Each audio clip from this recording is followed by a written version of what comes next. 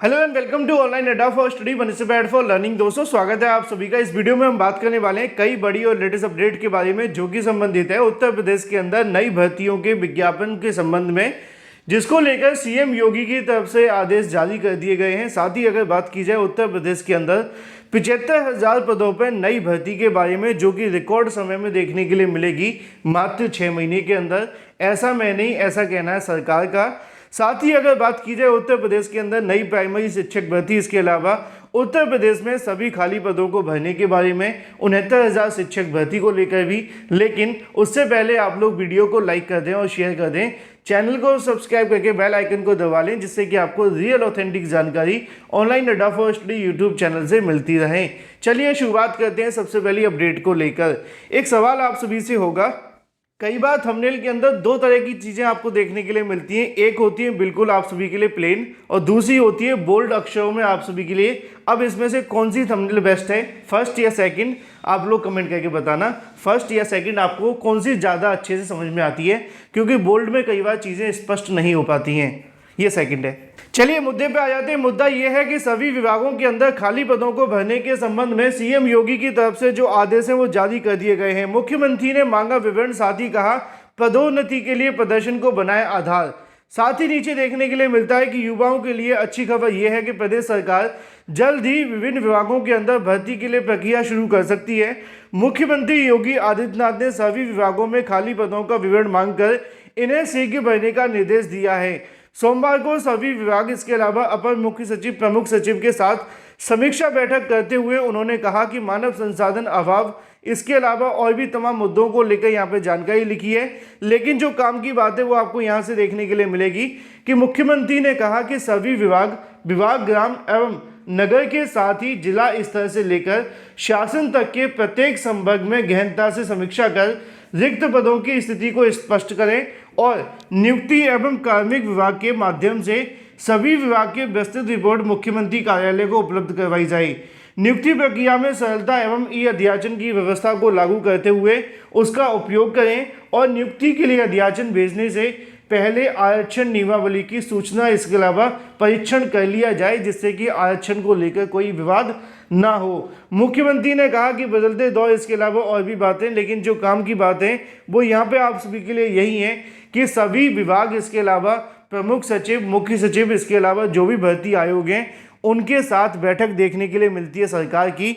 और इन सभी मुद्दों को लेकर जब बैठक होती है तो इस मुद्दे में एक बात तो साफ है कि बड़ी संख्या में जो टीचर्स या फिर इसके अलावा जो भी अलग अलग विभागों के अंदर पद खाली हैं उन सभी को लेकर अब आदेश तो जारी किया है, इस पर कितना काम होगा ये देखना महत्वपूर्ण है। इसी को लेकर आज के अलग अलग समाचार पत्रों में अलग अलग जानकारी भी देखने के लिए मिलती है, जहां पे आप सभी को यहाँ पे देखने के लिए मिलेगा।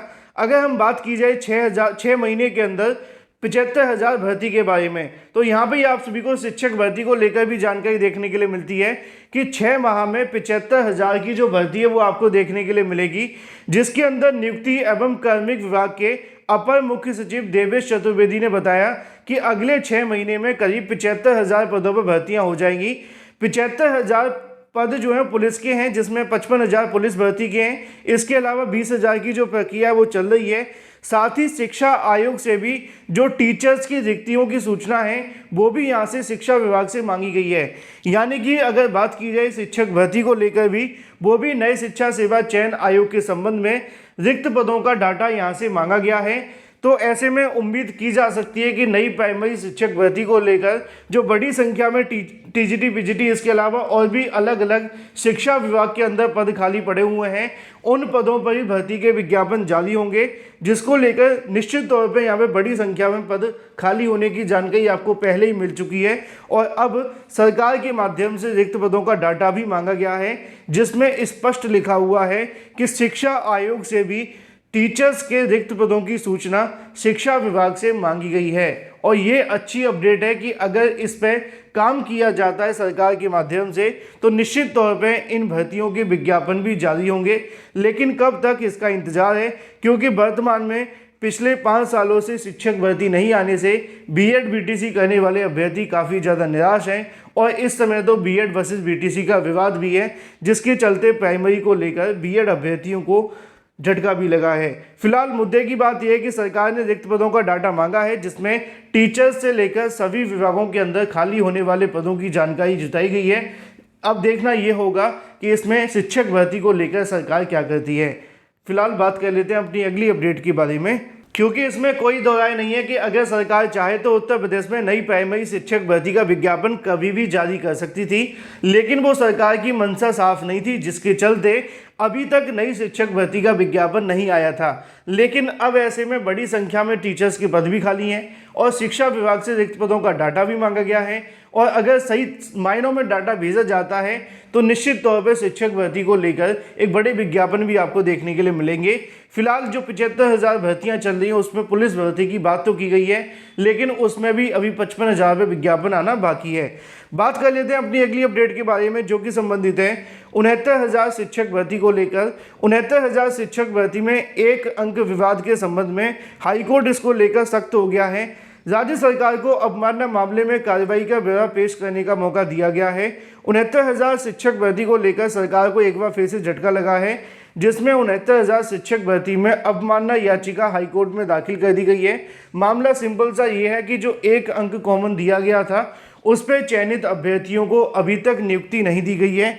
ये अभ्यर्थी पिछले 40 से 50 दिन से लगातार धरना प्रदर्शन सचिव परीक्षा नियामक प्राधिकारी के सामने करते हुए दिखाई दे रहे हैं। ऐसे में 1000 से ज़्यादा ऐसे अभ्यर्थी हैं जिनका यहाँ पे एक नंबर कॉमन मिलने के बाद में नौकरी मिल जानी चाहिए थी, लेकिन विभाग और सरकार की तरफ से अभी तक इनको ना तो नौकरी के बारे में कोई आश्वासन मिला है और ना ही इनका प्रोसेस आगे बढ़ा है। इन्हीं तमाम मांगों को लेकर धरना प्रदर्शन अभी भी जारी है। बात कर लेते हैं अपनी अगली अपडेट के बारे में, जो कि संबंधित है बिहार के गिरोह की तरफ से 25-25 हज़ार रुपये में परीक्षा देने पहुंचा सोलवर। यहाँ पे बात बिहार के गिरोह की जा रही है, लेकिन भर्ती उत्तर प्रदेश की है, और ये भर्ती आपको देखने के लिए मिलती है UPSSC की तरफ से आयोजित की गई मुख्य सेविका भर्ती को लेकर। मुख्य सेविका परीक्षा में सोलवर बिठाने को लेकर यहाँ पे जो बिहार का गिरोह था उसका कहीं ना कहीं जो खुलासा है वो हो चुका है, जिसमें जानकारी मिलती है कि युवक के साथ मिलकर गिरोह संचालित कर रहे थे, जिसमें 2 लाख रुपए तक वसूले जा रहे थे। फिलहाल 25-25 हज़ार रुपये आने जाने का खर्चा दिया गया था। ये जानकारी पकड़ी गई महिला के माध्यम से दी गई है।